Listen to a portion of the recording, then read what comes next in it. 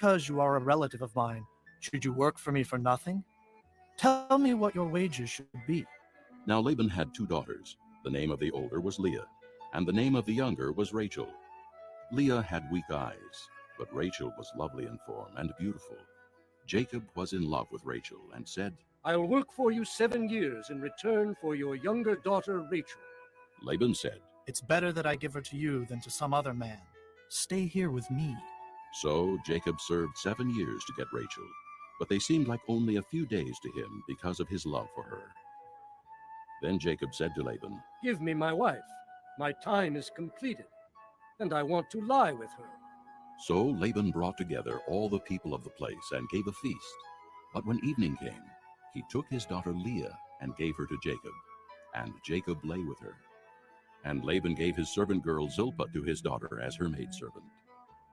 When morning came, there was Leah. So Jacob said to Laban, "What is this you have done to me?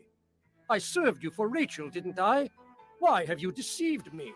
Laban replied, "It is not our custom here to give the younger daughter in marriage before the older one.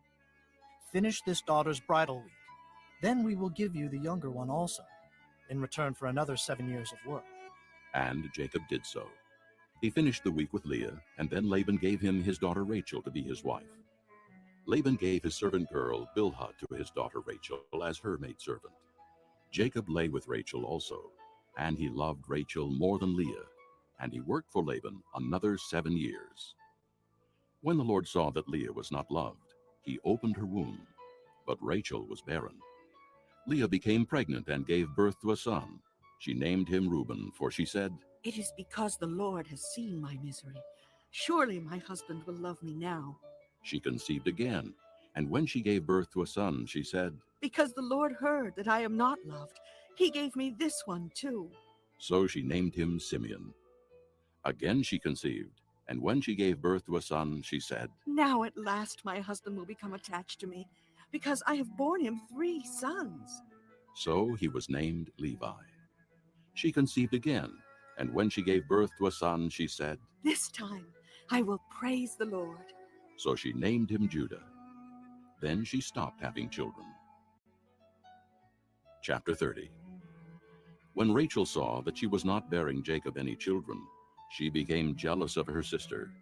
So she said to Jacob, "Give me children, or I'll die."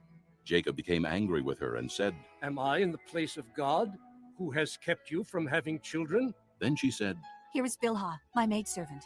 Sleep with her so that she can bear children for me, and that through her I too can build a family." So she gave him her servant Bilhah as a wife. Jacob slept with her, and she became pregnant and bore him a son. Then Rachel said, "God has vindicated me. He has listened to my plea and given me a son." Because of this, she named him Dan. Rachel's servant Bilhah conceived again and bore Jacob a second son. Then Rachel said, "I have had a great struggle with my sister, and I have won." So she named him Naphtali. When Leah saw that she had stopped having children, she took her maidservant Zilpah and gave her to Jacob as a wife. Leah's servant Zilpah bore Jacob a son. Then Leah said, "What good fortune!" So she named him Gad. Leah's servant Zilpah bore Jacob a second son. Then Leah said, "How happy I am! The women will call me happy." So she named him Asher. During wheat harvest, Reuben went out into the fields and found some mandrake plants, which he brought to his mother Leah. Rachel said to Leah, "Please give me some of your son's mandrakes." but she said to her, "Wasn't it enough you took away my husband? Will you take my son's mandrakes too?"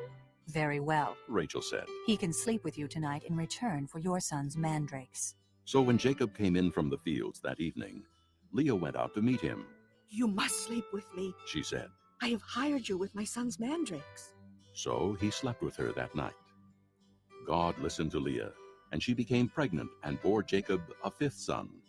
Then Leah said, "God has rewarded me for giving my maidservant to my husband." So she named him Issachar. Leah conceived again and bore Jacob a 6th son. Then Leah said, "God has presented me with a precious gift. This time my husband will treat me with honor, because I have borne him 6 sons."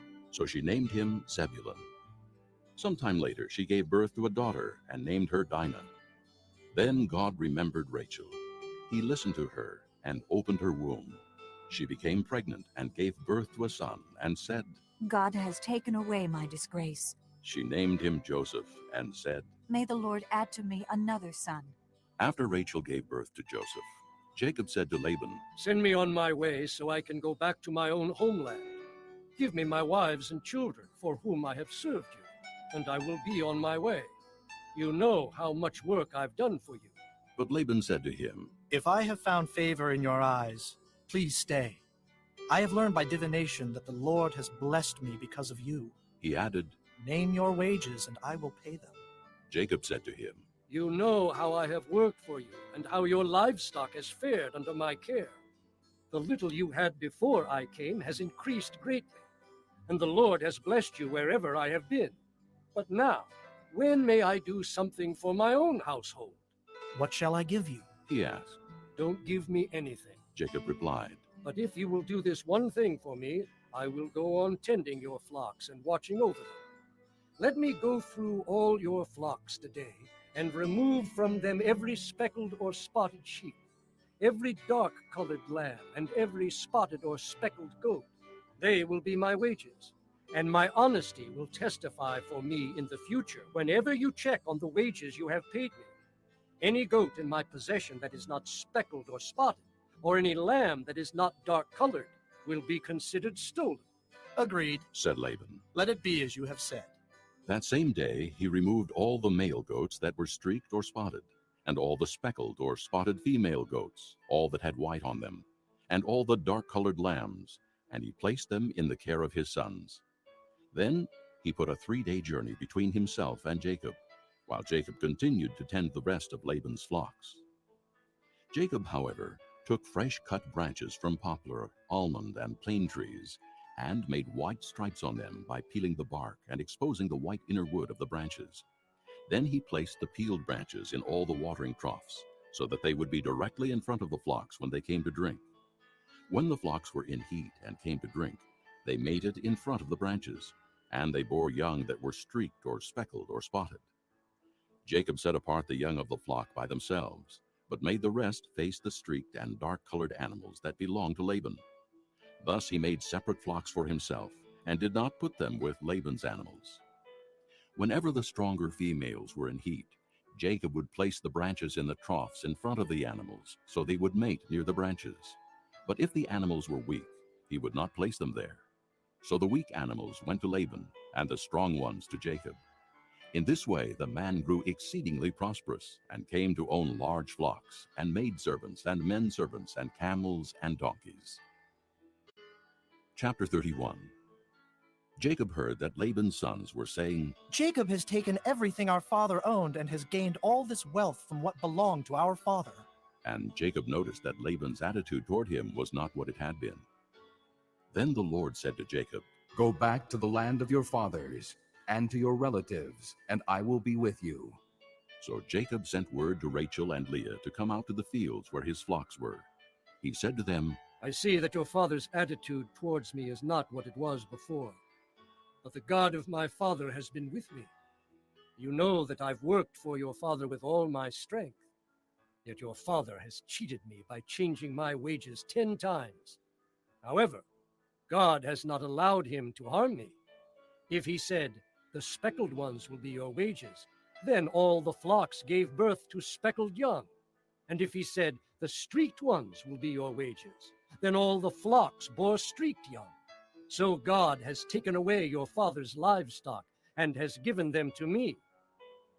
In breeding season, I once had a dream in which I looked up and saw that the male goats mating with the flock were streaked, speckled, or spotted. The angel of God said to me in a dream, Jacob. I answered, Here I am. And he said, Look up and see that all the male goats mating with the flock are streaked, speckled, or spotted. For I have seen all that Laban has been doing to you. I am the God of Bethel, where you anointed a pillar and where you made a vow to me. Now leave this land at once and go back to your native land. Then Rachel and Leah replied, Do we still have any share in the inheritance of our father's estate? Does he not regard us as foreigners? Not only has he sold us, but he has used up what was paid for us. Surely all the wealth that God took away from our father belongs to us and our children. So do whatever God has told you. Then Jacob put his children and his wives on camels, and he drove all his livestock ahead of him, along with all the goods he had accumulated in Paddan Aram, to go to his father Isaac in the land of Canaan. When Laban had gone to shear his sheep, Rachel stole her father's household gods. Moreover, Jacob deceived Laban the Aramean by not telling him he was running away. So he fled with all he had, and crossing the river, he headed for the hill country of Gilead. On the third day, Laban was told that Jacob had fled. Taking his relatives with him, he pursued Jacob for 7 days and caught up with him in the hill country of Gilead. Then God came to Laban the Aramean in a dream at night, and said to him, Be careful not to say anything to Jacob, either good or bad. Jacob had pitched his tent in the hill country of Gilead when Laban overtook him, and Laban and his relatives camped there too. Then Laban said to Jacob, What have you done? You've deceived me, and you've carried off my daughters like captives in war. Why did you run off secretly and deceive me? Why didn't you tell me so I could send you away with joy and singing to the music of tambourines and harps? You didn't even let me kiss my grandchildren and my daughters goodbye. You have done a foolish thing. I have the power to harm you.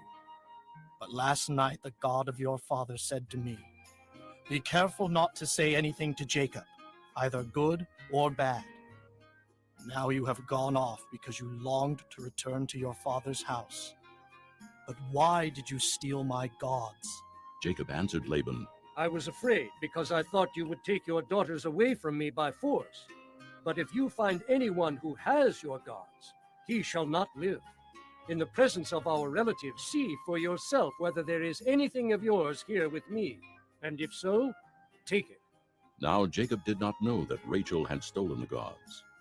So Laban went into Jacob's tent, and into Leah's tent, and into the tent of the 2 maidservants, but he found nothing. After he came out of Leah's tent, he entered Rachel's tent.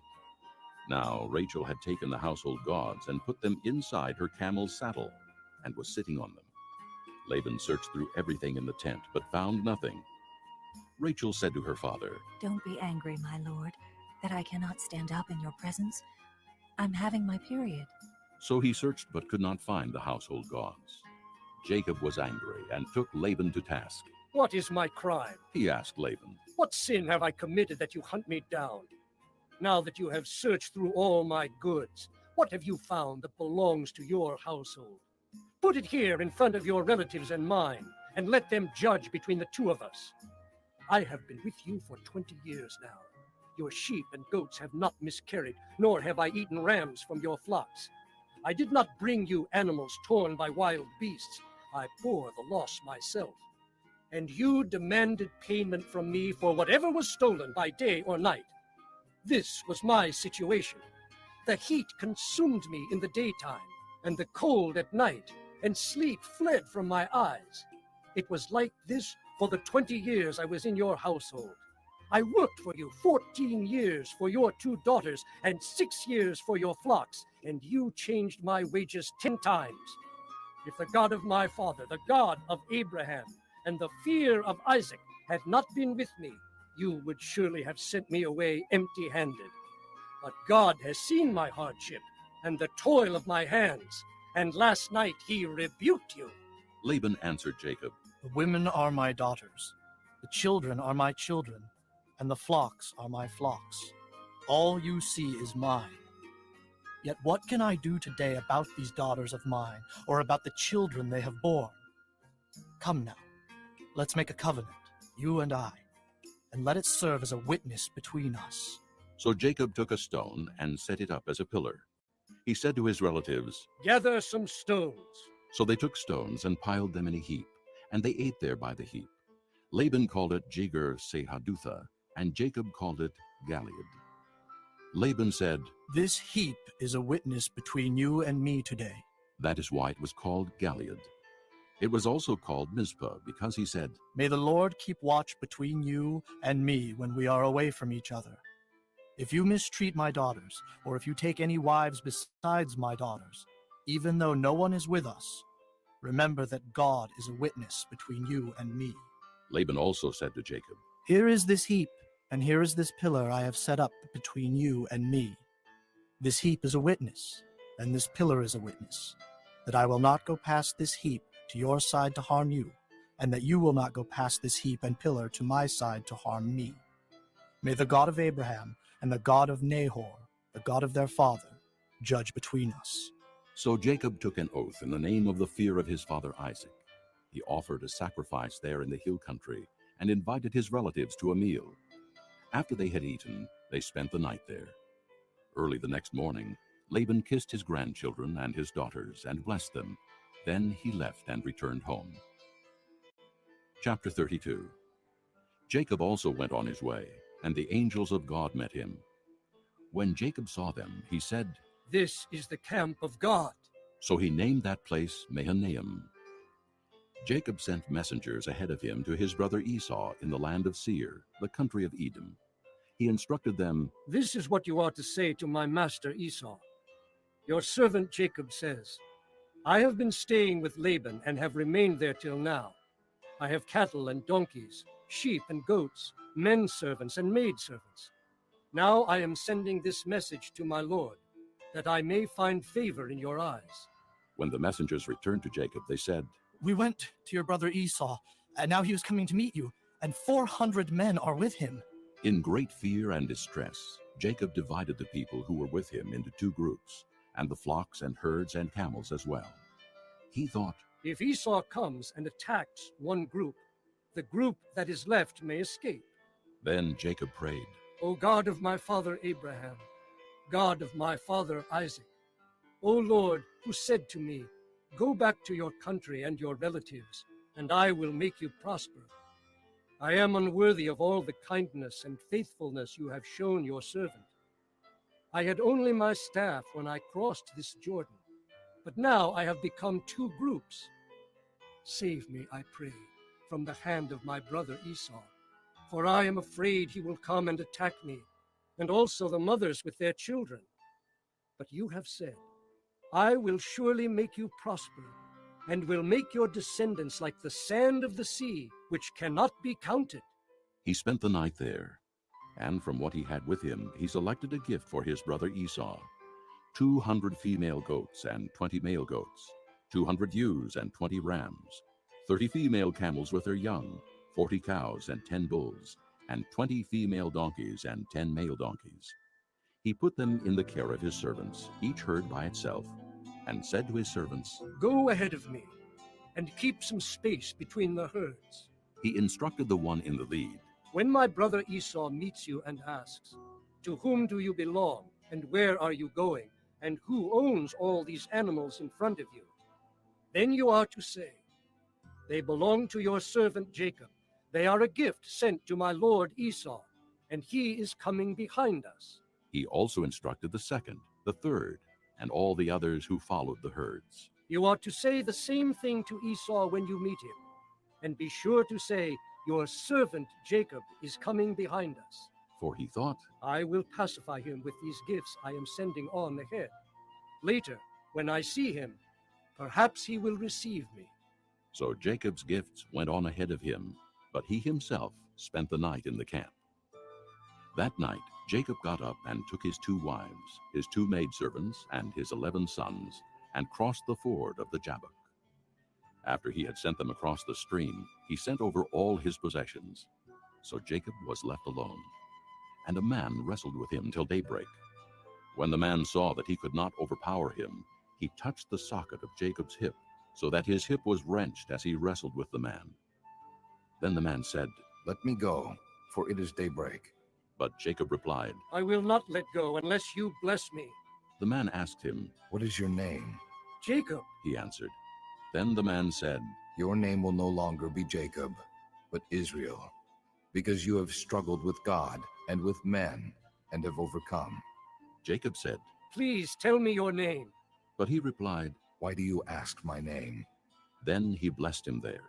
So Jacob called the place Peniel, saying, It is because I saw God face to face, and yet my life was spared. The sun rose above him as he passed Peniel, and he was limping because of his hip. Therefore to this day the Israelites do not eat the tendon attached to the socket of the hip, because the socket of Jacob's hip was touched near the tendon. Chapter 33. Jacob looked up, and there was Esau coming with his 400 men. So he divided the children among Leah, Rachel, and 2 maidservants. He put the maidservants and their children in front, Leah and her children next, and Rachel and Joseph in the rear. He himself went on ahead and bowed down to the ground 7 times as he approached his brother. But Esau ran to meet Jacob and embraced him. He threw his arms around his neck and kissed him, and they wept. Then Esau looked up and saw the women and children. Who are these with you? He asked. Jacob answered, They are the children God has graciously given your servant. Then the maidservants and their children approached and bowed down. Next, Leah and her children came and bowed down. Last of all came Joseph and Rachel, and they too bowed down. Esau asked, What do you mean by all these droves I met? To find favor in your eyes, my lord. he said. But Esau said, I already have plenty, my brother. Keep what you have for yourself. No, please. said Jacob. If I have found favor in your eyes, accept this gift from me. For to see your face is like seeing the face of God. Now that you have received me favorably, please accept the present that was brought to you. For God has been gracious to me, and I have all I need. And because Jacob insisted, Esau accepted it. Then Esau said, Let us be on our way. I'll accompany you. But Jacob said to him, My lord knows that the children are tender, and that I must care for the ewes and cows that are nursing their young. If they are driven hard just one day, all the animals will die. So let my lord go on ahead of his servant, while I move along slowly at the pace of the droves before me and that of the children, until I come to my lord in Seir. Esau said, Then let me leave some of my men with you. But why do that? Jacob asked. Just let me find favor in the eyes of my lord. So that day Esau started on his way back to Seir. Jacob, however, went to Succoth, where he built a place for himself and made shelters for his livestock. That is why the place is called Succoth. After Jacob came from Paddan Aram, he arrived safely at the city of Shechem in Canaan, and camped within sight of the city. For 100 pieces of silver he bought from the sons of Hamor, the father of Shechem, the plot of ground where he pitched his tent. There he set up an altar and called it El Elohe Israel. Chapter 34. Now Dinah, the daughter Leah had borne to Jacob, went out to visit the women of the land. When Shechem, son of Hamor the Hivite, the ruler of that area, saw her, he took her and violated her. His heart was drawn to Dinah, daughter of Jacob, and he loved the girl and spoke tenderly to her. And Shechem said to his father Hamor, Get me this girl as my wife. When Jacob heard that his daughter Dinah had been defiled, his sons were in the fields with his livestock, so he kept quiet about it until they came home. Then Shechem's father Hamor went out to talk with Jacob. Now Jacob's sons had come in from the fields as soon as they heard what had happened. They were filled with grief and fury, because Shechem had done a disgraceful thing in Israel by lying with Jacob's daughter, a thing that should not be done. But Hamor said to them, My son Shechem has his heart set on your daughter. Please give her to him as his wife. Intermarry with us. Give us your daughters and take our daughters for yourselves. You can settle among us. The land is open to you. Live in it, trade in it, and acquire property in it. Then Shechem said to Dinah's father and brothers, Let me find favor in your eyes, and I will give you whatever you ask. Make the price for the bride and the gift I am to bring as great as you like, and I'll pay whatever you ask me. Only give me the girl as my wife. Because their sister Dinah had been defiled, Jacob's sons replied deceitfully as they spoke to Shechem and his father Hamor. They said to them, We can't do such a thing. We can't give our sister to a man who is not circumcised. That would be a disgrace to us. We will give our consent to you on one condition only, that you become like us by circumcising all your males. Then we will give you our daughters and take your daughters for ourselves. We'll settle among you and become one people with you. But if you will not agree to be circumcised, we'll take our sister and go. Their proposal seemed good to Hamor and his son Shechem. The young man, who was the most honored of all his father's household, lost no time in doing what they said. because he was delighted with Jacob's daughter. So Hamor and his son Shechem went to the gate of their city to speak to their fellow townsmen.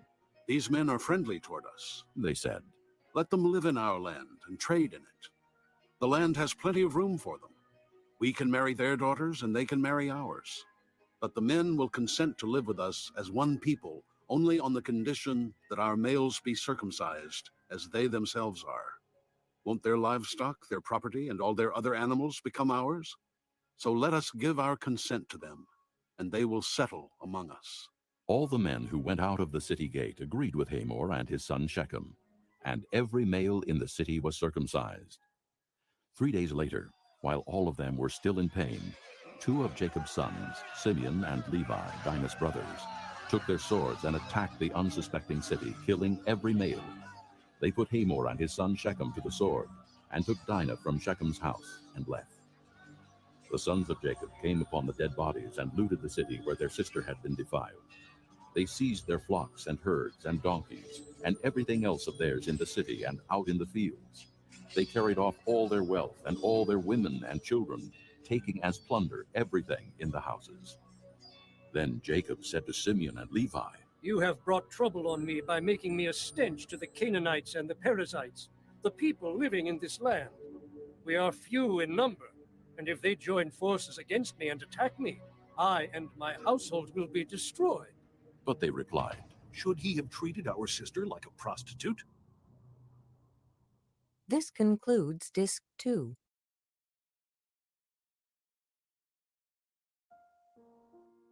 Chapter 35.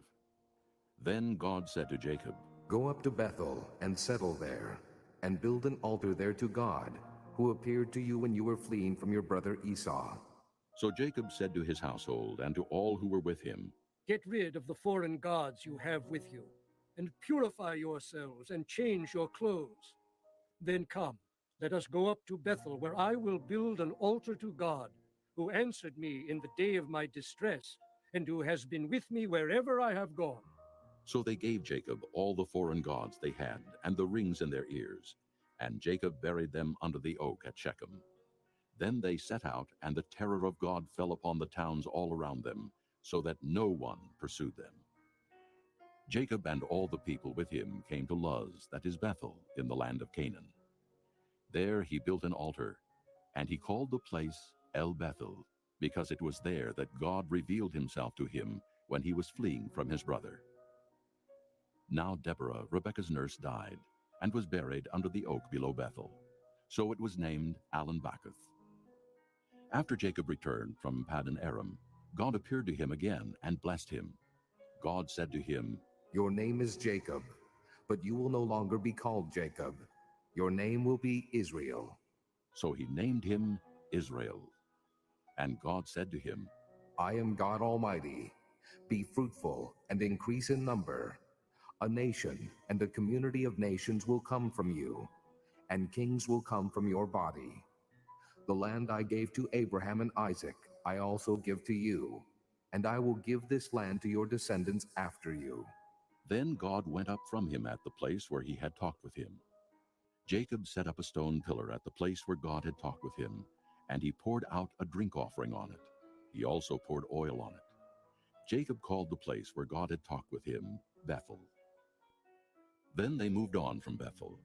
While they were still some distance from Ephrath, Rachel began to give birth and had great difficulty. And as she was having great difficulty in childbirth, the midwife said to her, Don't be afraid, for you have another son. As she breathed her last, for she was dying, she named her son Benoni, but his father named him Benjamin. So Rachel died and was buried on the way to Ephrath, that is Bethlehem. Over her tomb Jacob set up a pillar, and to this day that pillar marks Rachel's tomb. Israel moved on again and pitched his tent beyond Migdal-eder. While Israel was living in that region, Reuben went in and slept with his father's concubine Bilhah, and Israel heard of it.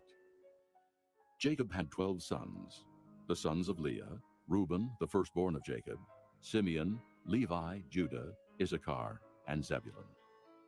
The sons of Rachel, Joseph and Benjamin. The sons of Rachel's maidservant Bilhah, Dan, and Naphtali. The sons of Leah's maidservant Zilpah, Gad, and Asher. These were the sons of Jacob, who were born to him in Paddan Aram. Jacob came home to his father Isaac in Mamre, near Kiriath Arba, that is Hebron, where Abraham and Isaac had stayed. Isaac lived 180 years. Then he breathed his last and died, and was gathered to his people, old and full of years. And his sons Esau and Jacob buried him. Chapter 36. This is the account of Esau, that is Edom.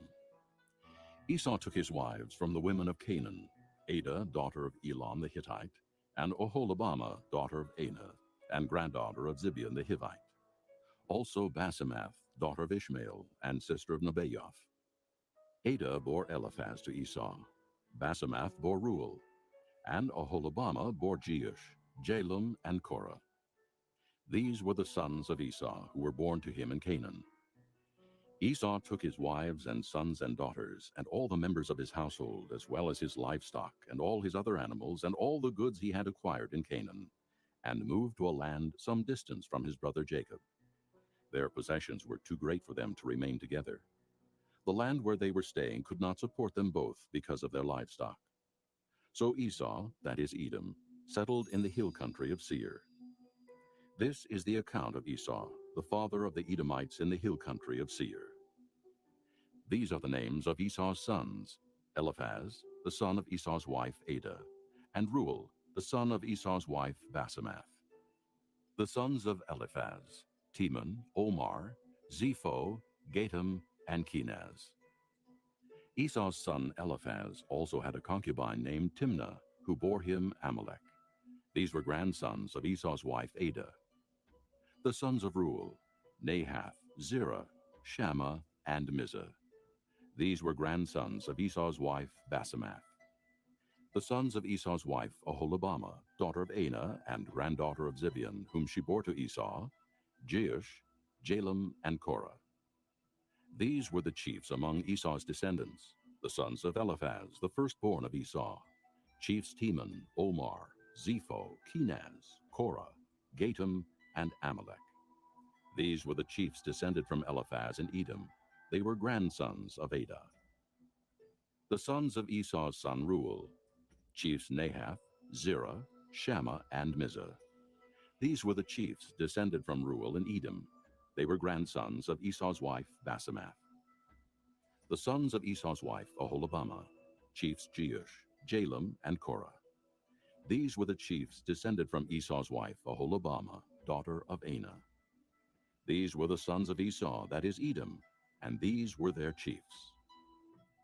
These were the sons of Seir the Horite, who were living in the region: Lotan, Shobal, Zibeon, Anah, Dishon, Ezer, and Dishan. These sons of Seir in Edom were Horite chiefs. The sons of Lotan: Hori and Homam. Timnah was Lotan's sister. The sons of Shobal: Alvan, Manahath, Ebal, Shepho, and Onam. The sons of Zibeon: Aya and Anah. This is the Anah who discovered the hot springs in the desert while he was grazing the donkeys of his father Zibeon. The children of Anah: Dishon and Oholibamah, daughter of Anah. The sons of Dishon: Hemdan, Eshban, Ithran, and Kiran.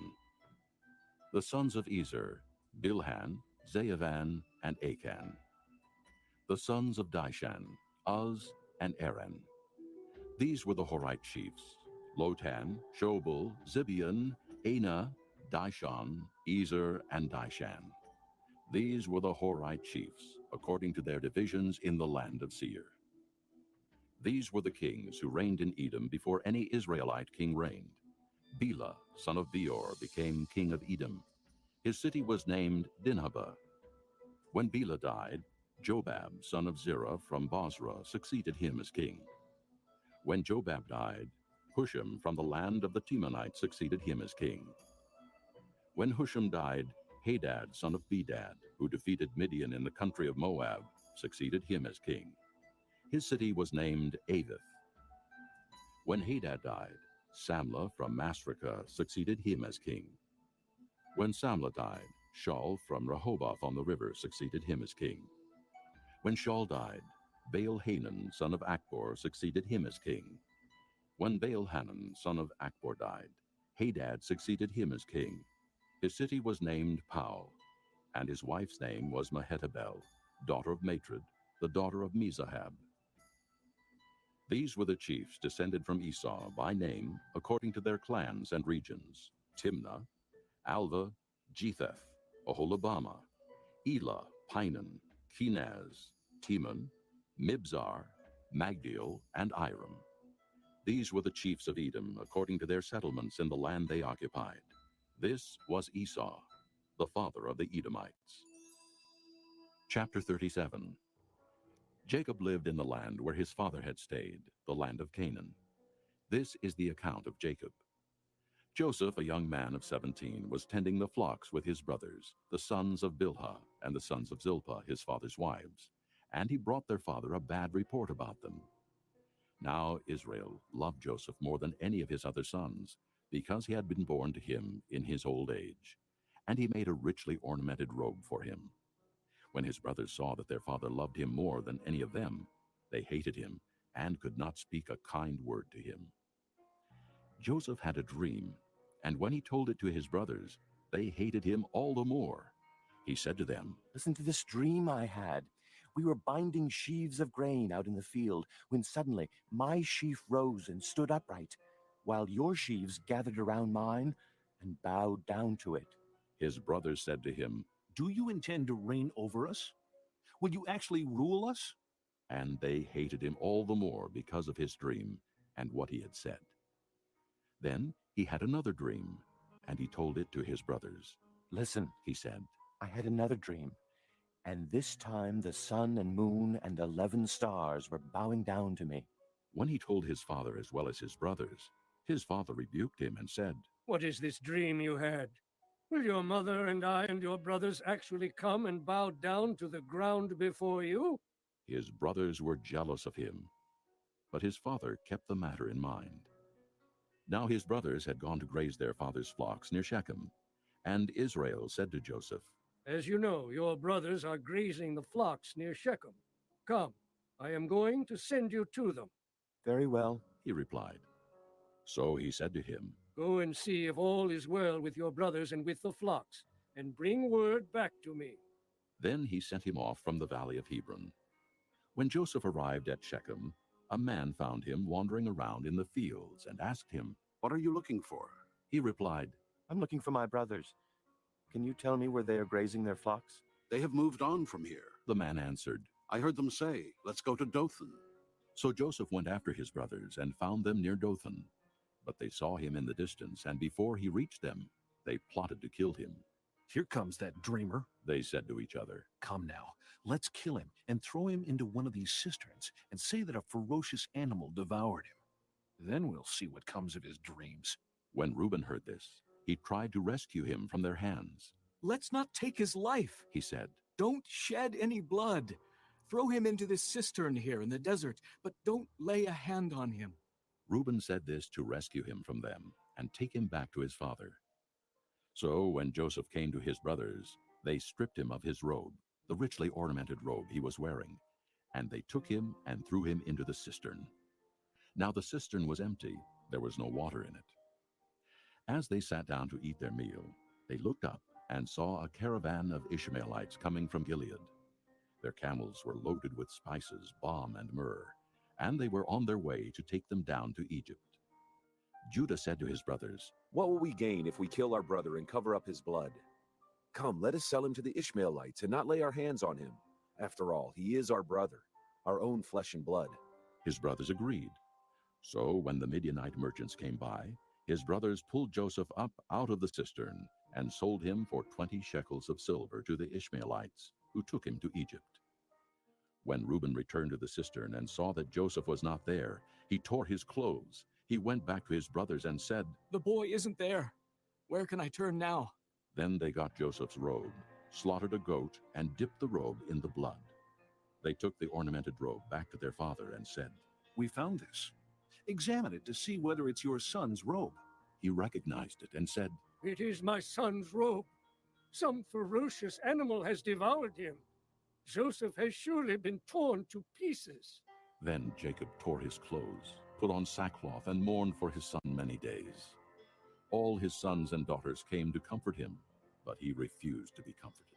No, He said. in mourning will I go down to the grave to my son. So his father wept for him. Meanwhile, the Midianites sold Joseph in Egypt to Potiphar, one of Pharaoh's officials, the captain of the guard.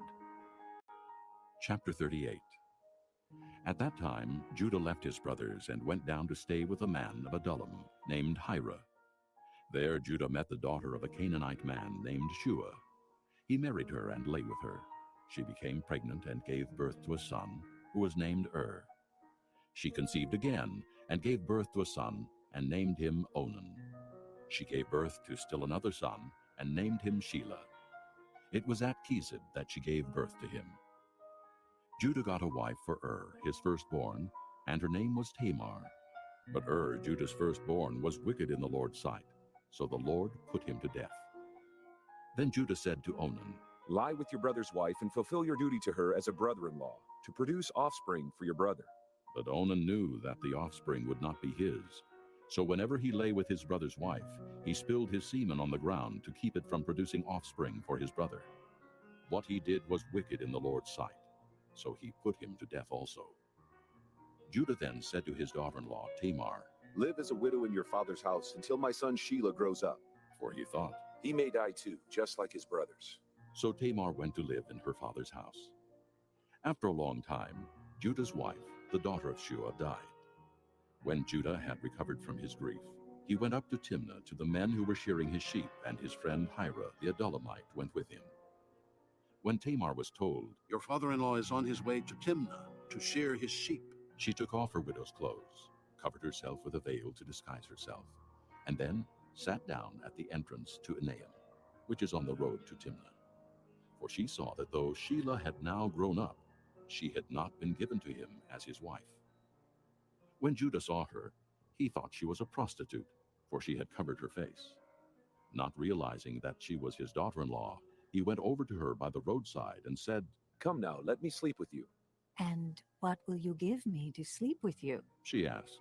I'll send you a young goat from my flock. He said. Will you give me something as a pledge until you send it? She asked.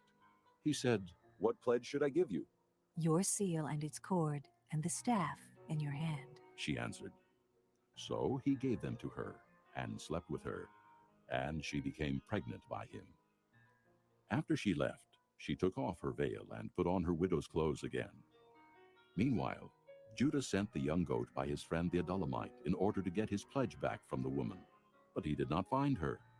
He asked the men who lived there, Where is the shrine prostitute who was beside the road at Enaim? There hasn't been any shrine prostitute here, they said. So he went back to Judah and said, I didn't find her. Besides, the men who live there said, There hasn't been any shrine prostitute here. Then Judah said, Let her keep what she has, or we will become a laughingstock. After all, I did send her this young goat, but you didn't find her. About 3 months later, Judah was told, Your daughter-in-law Tamar is guilty of prostitution, and as a result, she is now pregnant. Judah said, Bring her out and have her burned to death. As she was being brought out, she sent a message to her father-in-law. I am pregnant by the man who owns these, She said. And she added, See if you recognize whose seal and cord and staff these are. Judah recognized them and said, She is more righteous than I, since I wouldn't give her to my son Shelah. And he did not sleep with her again. When the time came for her to give birth, there were twin boys in her womb. As she was giving birth, one of them put out his hand. So the midwife took a scarlet thread and tied it on his wrist and said, This one came out first. But when he drew back his hand, his brother came out, and she said, So, this is how you have broken out. And he was named Perez. Then his brother, who had the scarlet thread on his wrist, came out, and he was given the name Zerah. Chapter 39. Now Joseph had been taken down to Egypt. Potiphar, an Egyptian who was one of Pharaoh's officials, the captain of the guard, bought him from the Ishmaelites who had taken him there. The Lord was with Joseph, and he prospered, and he lived in the house of his Egyptian master. When his master saw that the Lord was with him, and that the Lord gave him success in everything he did. Joseph found favor in his eyes and became his attendant. Potiphar put him in charge of his household, and he entrusted to his care everything he owned. From the time he put him in charge of his household and of all that he owned, the Lord blessed the household of the Egyptian because of Joseph. The blessing of the Lord was on everything Potiphar had, both in the house and in the field. So he left in Joseph's care everything he had. With Joseph in charge, he did not concern himself with anything except the food he ate. Now Joseph was well built and handsome, and after a while his master's wife took notice of Joseph and said, "Come to bed with me." But he refused. With me in charge, he told her, my master does not concern himself with anything in the house. Everything he owns he has entrusted to my care. No one is greater in this house than I am. My master has withheld nothing from me except you, because you are his wife. How then could I do such a wicked thing and sin against God? And though she spoke to Joseph day after day, he refused to go to bed with her or even be with her. One day he went into the house to attend to his duties, and none of the household servants was inside. She caught him by his cloak and said, "Come to bed with me." But he left his cloak in her hand and ran out of the house. When she saw that he had left his cloak in her hand and had run out of the house, she called her household servants. "Look," she said to them, "this Hebrew has been brought to us to make sport of us. He came in here to sleep with me, but I screamed. When he heard me scream for help, he left his cloak beside me and ran out of the house." She kept his cloak beside her until his master came home. Then she told him this story. "That Hebrew slave you brought us came to me to make sport of me, but as soon as I screamed for help, he left his cloak beside me and ran out of the house." When his master heard the story his wife told him, saying, "This is how your slave treated me," he burned with anger. Joseph's master took him and put him in prison, the place where the king's prisoners were confined. But while Joseph was there in the prison, the Lord was with him. He showed him kindness and granted him favor in the eyes of the prison warden. So the warden put Joseph in charge of all those held in the prison, and he was made responsible for all that was done there. The warden paid no attention to anything under Joseph's care, because the Lord was with Joseph and gave him success in whatever he did. Chapter 40. Sometime later, the cupbearer and the baker of the king of Egypt offended their master, the king of Egypt. Pharaoh was angry with his two officials, the chief cupbearer and the chief baker, and put them in custody in the house of the captain of the guard, in the same prison where Joseph was confined. The captain of the guard assigned them to Joseph, and he attended them.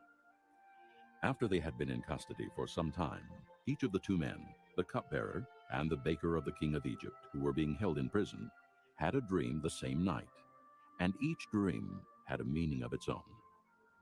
When Joseph came to them the next morning, he saw that they were dejected.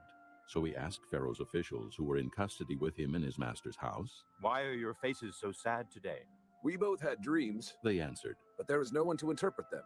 Then Joseph said to them, "Do not interpretations belong to God? Tell me your dreams."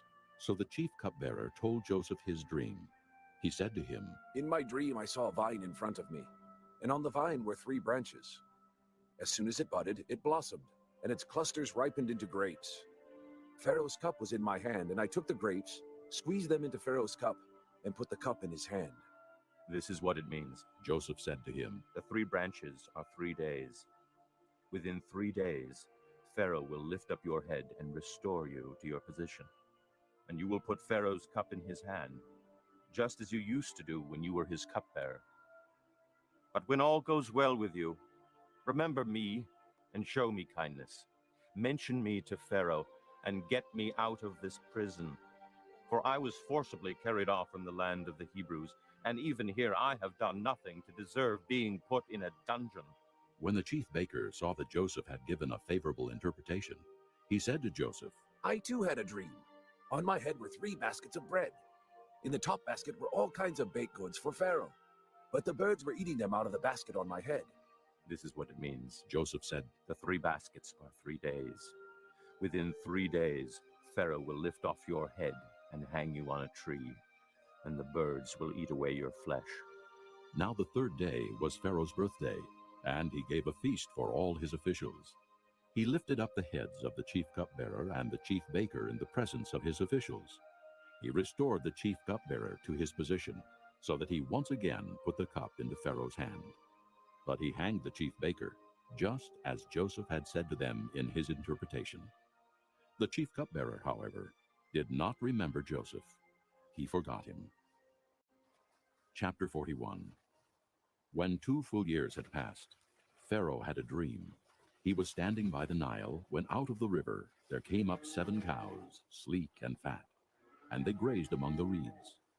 After them, 7 other cows, ugly and gaunt, came up out of the Nile and stood beside those on the river bank. And the cows that were ugly and gaunt ate up the 7 sleek fat cows. Then Pharaoh woke up. He fell asleep again and had a second dream. 7 heads of grain, healthy and good, were growing on a single stalk. After them, 7 other heads of grain sprouted, thin and scorched by the east wind. The thin heads of grain swallowed up the 7 healthy full heads. Then Pharaoh woke up.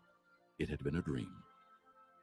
In the morning, his mind was troubled, so he sent for all the magicians and wise men of Egypt. Pharaoh told them his dreams, but no one could interpret them for him. Then the chief cupbearer said to Pharaoh, "Today I am reminded of my shortcomings. Pharaoh was once angry with his servants, and he imprisoned me and the chief baker in the house of the captain of the guard. Each of us had a dream the same night, and each dream had a meaning of its own. Now a young Hebrew was there with us, a servant of the captain of the guard. We told him our dreams, and he interpreted them for us, giving each man the interpretation of his dream. And things turned out exactly as he interpreted them to us. I was restored to my position, and the other man was hanged." So Pharaoh sent for Joseph, and he was quickly brought from the dungeon. When he had shaved and changed his clothes, he came before Pharaoh.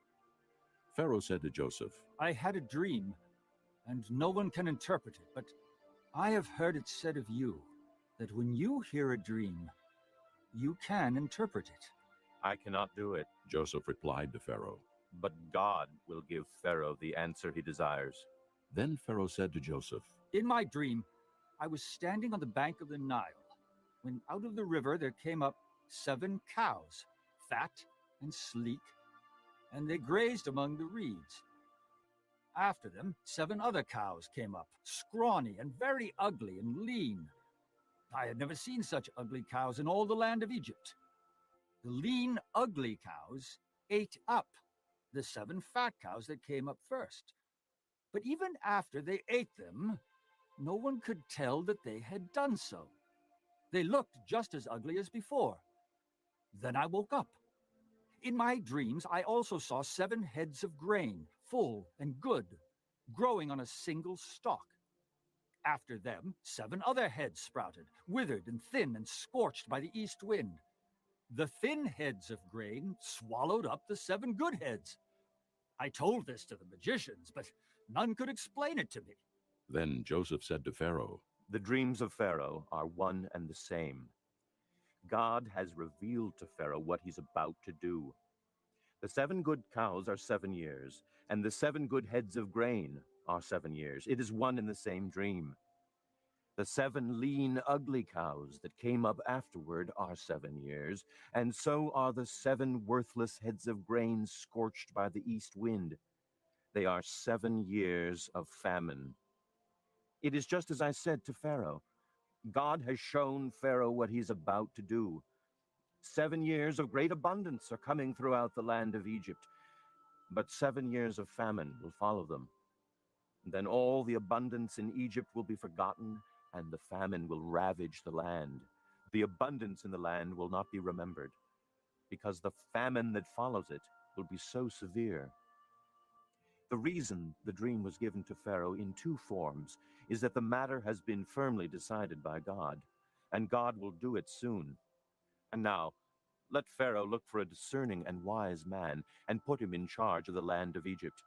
Let Pharaoh appoint commissioners over the land to take 1/5 of the harvest of Egypt during the 7 years of abundance. They should collect all the food of these good years that are coming and store up the grain under the authority of Pharaoh to be kept in the cities for food. This food should be held in reserve for the country to be used during the 7 years of famine that will come upon Egypt. so that the country may not be ruined by the famine. The plan seemed good to Pharaoh and to all his officials. So Pharaoh asked them, Can we find anyone like this man? One in whom is the Spirit of God? Then Pharaoh said to Joseph, Since God has made all this known to you, there is no one so discerning and wise as you. You shall be in charge of my palace, and all my people are to submit to your orders. Only with respect to the throne will I be greater than you. So Pharaoh said to Joseph, I hereby put you in charge of the whole land of Egypt. Then Pharaoh took his signet ring from his finger and put it on Joseph's finger. He dressed him in robes of fine linen and put a gold chain around his neck. He had him ride in a chariot as his second in command, and men shouted before him, Make way! Thus he put him in charge of the whole land of Egypt. Then Pharaoh said to Joseph, I am Pharaoh, but without your word, no one will lift hand or foot in all Egypt. Pharaoh gave Joseph the name Zaphanath-Paneah, and gave him Asenath, daughter of Potipherah, priest of On, to be his wife. And Joseph went throughout the land of Egypt. Joseph was 30 years old when he entered the service of Pharaoh, king of Egypt. And Joseph went out from Pharaoh's presence and traveled throughout Egypt. During the 7 years of abundance, the land produced plentifully. Joseph collected all the food produced in those 7 years of abundance in Egypt and stored it in the cities. In each city, he put the food grown in the fields surrounding it. Joseph stored up huge quantities of grain, like the sand of the sea. It was so much that he stopped keeping records because it was beyond measure. Before the years of famine came, 2 sons were born to Joseph by Asenath, daughter of Potipherah, priest of On. Joseph named his firstborn Manasseh and said, It is because God has made me forget all my trouble and all my father's household. The second son he named Ephraim and said, It is because God has made me fruitful in the land of my suffering. The 7 years of abundance in Egypt came to an end, and the 7 years of famine began, just as Joseph had said. There was famine in all the other lands, but in the whole land of Egypt there was food. When all Egypt began to feel the famine, the people cried to Pharaoh for food. Then Pharaoh told all the Egyptians, Go to Joseph and do what he tells you. When the famine had spread over the whole country, Joseph opened the storehouses and sold grain to the Egyptians, for the famine was severe throughout Egypt. And all the countries came to Egypt to buy grain from Joseph, because the famine was severe in all the world. Chapter 42. When Jacob learned that there was grain in Egypt, he said to his sons, Why do you just keep looking at each other? He continued, I have heard that there is grain in Egypt. Go down there and buy some for us, so that we may live and not die. Then 10 of Joseph's brothers went down to buy grain from Egypt. But Jacob did not send Benjamin, Joseph's brother, with the others, because he was afraid that harm might come to him. So Israel's sons were among those who went to buy grain, for the famine was in the land of Canaan also. Now Joseph was the governor of the land, the one who sold grain to all its people. So when Joseph's brothers arrived, they bowed down to him with their faces to the ground. As soon as Joseph saw his brothers, he recognized them, but he pretended to be a stranger and spoke harshly to them. Where do you come from? He asked. From the land of Canaan, They replied. to buy food. Although Joseph recognized his brothers, they did not recognize him. Then he remembered his dreams about them and said to them, You are spies. You have come to see where our land is unprotected. No, my lord, They answered. your servants have come to buy food. We are all the sons of one man. Your servants are honest men, not spies. No, He said to them. you have come to see where our land is unprotected. But they replied, Your servants were 12 brothers, the sons of one man, who lives in the land of Canaan. The youngest is now with our father, and one is no more. Joseph said to them, It is just as I told you. You are spies, and this is how you will be tested. As surely as Pharaoh lives, you will not leave this place unless your youngest brother comes here. Send one of your number to get your brother. The rest of you will be kept in prison, so that your words may be tested to see if you are telling the truth. If you are not, then as surely as Pharaoh lives, you are spies. and he put them all in custody for 3 days. On the third day, Joseph said to them, Do this, and you will live, for I fear God. If you are honest men, let one of your brothers stay here in prison, while the rest of you go and take grain back for your starving households. But you must bring your youngest brother